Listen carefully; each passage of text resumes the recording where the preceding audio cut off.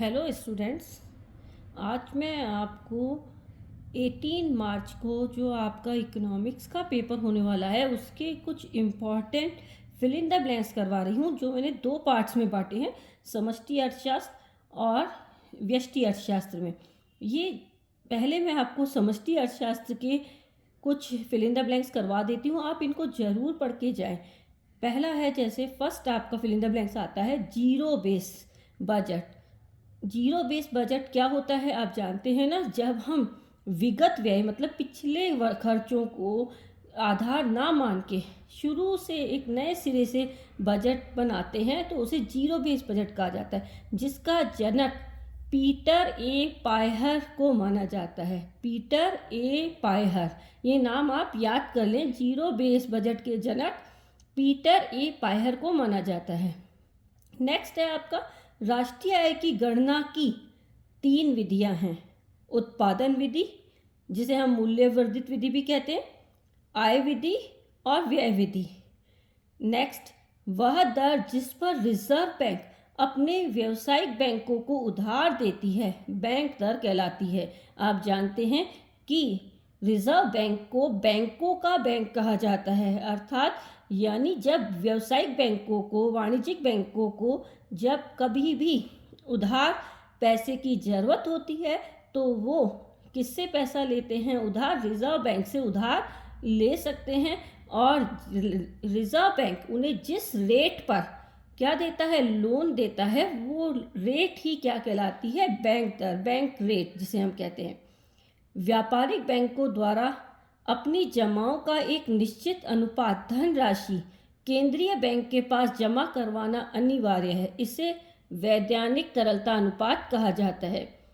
Reserve bank ने एक वैधानिक तरलता अनुपात क्या है, तय कर रखा है, जिससे कि समय समय पे जिसकी रेट बदली जाती है, अनुपात बदला जाता है, लेकिन ये व्यापारिक बैंकों को अपनी जमाओं का निश्चित अनुपात जो है वो धनराशि केंद्रीय बैंक के पास रखवाना अनिवार्य है। इससे ही वैधानिक तरलता अनुपात कहा जाता है। नेक्स्ट, बैंकों को अपनी कुल जमाओं का निश्चित अनुपात अपने पास तरल या नकद रूप में रखना अनिवार्य है। देखिए, वाणिज्यिक बैंक, व्यावसायिक बैंक, जो हम जैसी जनता अपनी छोटी छोटी जमाएं बैंक के पास जमा करवा के आते हैं, उनको सुरक्षित करने के लिए रिजर्व बैंक ने उन्हें नकद कोष अनुपात, जो कि हमारी जमाओं का एक निश्चित अनुपात व्यावसायिक बैंक को सदैव अपने पास नकद या नकद तुल्य तरल जो हमारी प्रतिभूतियां होती हैं उनके रूप में रखना, तरल के रूप में रखना अनिवार्य है। यही क्या कहलाता है? नकद कोष अनुपात, CRR। फिर आपके आता है नकद मुद्रा कोष रखने का मुख्य उद्देश्य। इसका जो मुख्य उद्देश्य होता है कि ग्राहकों द्वारा मांगे जाने पर तुरंत भुगतान करना, क्योंकि ग्राहक जब भी पैसा जमा करवा के आते हैं वो बैंकों में जब भी चाहें उस पैसे को उस समय पर विड्रॉ कर सकते हैं। तो ये नकद कोष अनुपात इसीलिए रखा जाता है ताकि तुरंत ग्राहक के मांगने पर उसे भुगतान किया जा सके। नेक्स्ट, भारत सरकार द्वारा विमुद्रीकरण नवंबर 2016 में किया गया था। आप सभी जानते हैं कि 2016 में हमारे 500 और 1000 के नोट को क्या है, बंद कर दिया गया था। ये क्या था? विमुद्रीकरण। वाणिज्यिक बैंकों में बचत खाते में जमा राशि मांग जमा कहलाती है। जो बचत खातों में वाणिज्यिक बैंकों में हम जैसे लोग जो जमा करवाते हैं उसे क्या कहा जाता है? मांग जमा कहा जाता है। नेक्स्ट, मुद्रा गुणक का सूत्र। मुद्रा गुणक का सूत्र होता है 1/, यानी 1/, नकद कोष अनुपात, 1/CRR। ठीक है। नेक्स्ट देखिए, देश में प्रचलित सिक्कों तथा नोट को क्या कहा जाता है? कागजी मुद्रा कहा जाता है। देश में जो भी नोट और हमारे सिक्के चल रहे हैं उन्हें क्या कहा जाता है? कागजी मुद्रा। नेक्स्ट देखिए, सेरेसिस परबिस, सेरेसिस परबिस की मान्यता का शाब्दिक अर्थ, इसका शाब्दिक अर्थ क्या होता है? अन्य बातें समान रहें।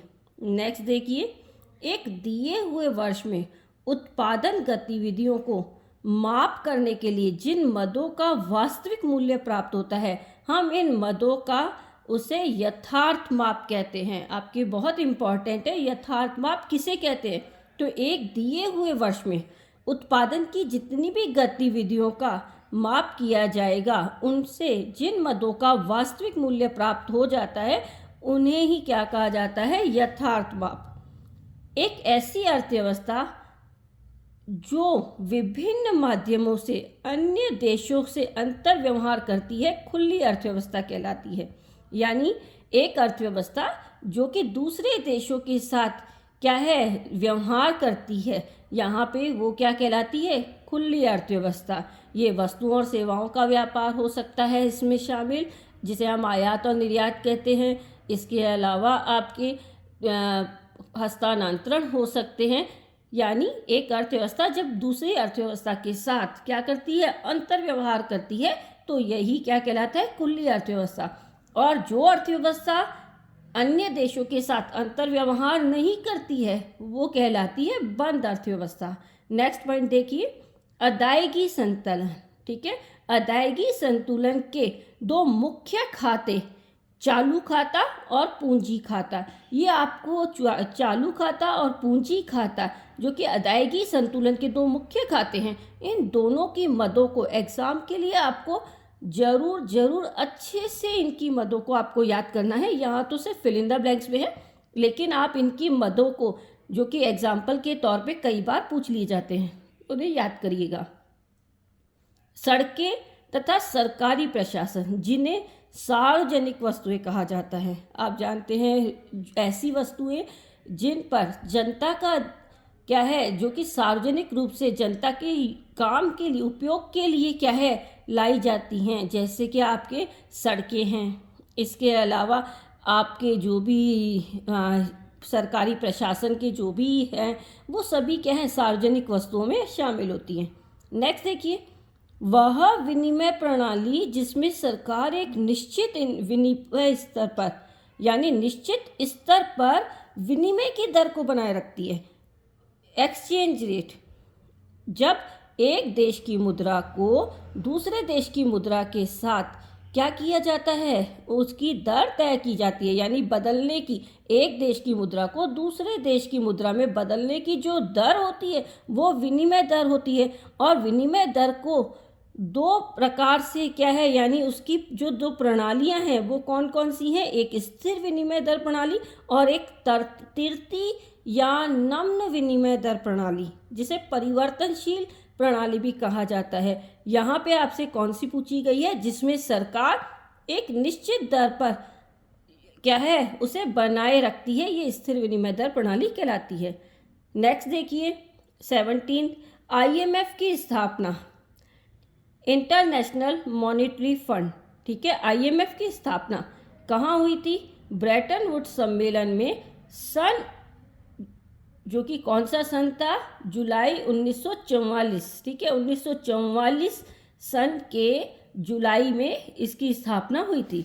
नेक्स्ट देखिए, जब घाटे के समय रिजर्व बैंक विदेशी विनिमय बेचता है, यानी जब सरकार घाटे पे जा रही है। घाटे का अर्थ क्या होता है? जब सरकार की प्राप्तियां तो होती हैं कम और उसके व्यय होते हैं ज़्यादा, उस समय पर रिजर्व बैंक यदि विदेशी विनिमय बेच रहा है, तो उसे आधिकारिक मुद्रा कोष का विक्रय कहा जाता है। आधिकारिक कोष भी कहते हैं इसे, आधिकारिक कोष का विक्रय कहा जाता है।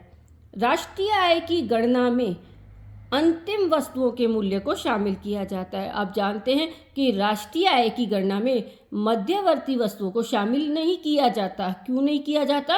क्योंकि इससे दोहरी गणना की क्या है, संभावना होती है, जबकि अंतिम वस्तुओं को लेने पर यह संभावना खत्म हो जाती है। नेक्स्ट देखिए, अर्थव्यवस्था के जिस क्षेत्र द्वारा श्रम की पूर्ति की जाती है, वह परिवार क्षेत्र कहलाता है। नेक्स्ट देखिए, सकल निवेश में से मूल्यह्रास मतलब डेप्रिसिएशन, घटाने पर निवल निवेश प्राप्त होता है। आप एक बात ध्यान से समझ लें, जब भी आपको सकल को निवल बनाना है, मतलब सकल से आपको शुद्ध पे आना है, तो हमेशा उसमें से डेप्रिसिएशन को माइनस किया जाएगा। फिर वो चाहे सकल आपका राष्ट्रीय उत्पाद हो, चाहे आपको सकल आपके कोई भी ऐसा मूल्य बताया गया है जिसको कि आपको निवल में बदलना है, तो डेप्रिसिएशन उसमें से माइनस करना है आपको। एनएनपी मार्केट प्राइस का आशय, एनएनपी मार्केट प्राइस का होता है शुद्ध राष्ट्रीय उत्पाद बाजार कीमत पर। एनएनपी शुद्ध राष्ट्रीय उत्पाद, net national product at market price. Next देखिए, अर्थव्यवस्था में पूंजीगत वस्तुओं के नए योग का माप क्या कहलाता है? निवल निवेश। मतलब कि आपने अर्थव्यवस्था में जो पूंजीगत वस्तुओं का नया योग किया है, वो उसका समस्त माप क्या कहलाता है? निवल निवेश कहलाएगा।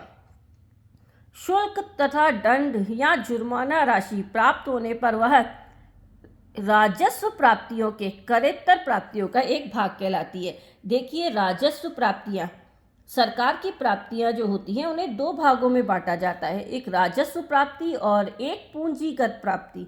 अब राजस्व प्राप्तियों को भी आगे दो भागों में विभक्त किया जाता है, कर प्राप्तियां और करेत्तर प्राप्तियां।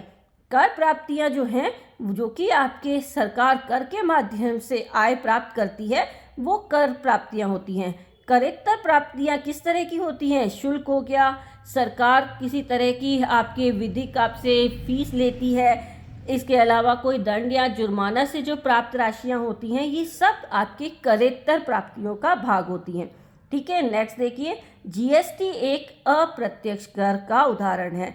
यानी जीएसटी भारत में जो आज के समय प्रत्येक वस्तु और सेवा पे लागू है, इसे क्या है कहा? ये एक अप्रत्यक्ष कर है। ठीक है, ये हुए आपके आज के फिल इन द ब्लैंक्स। अब व्यष्टि के फिल इन द ब्लैंक्स हम लोग नेक्स्ट वीडियो में कवर करेंगे। Okay, thank you.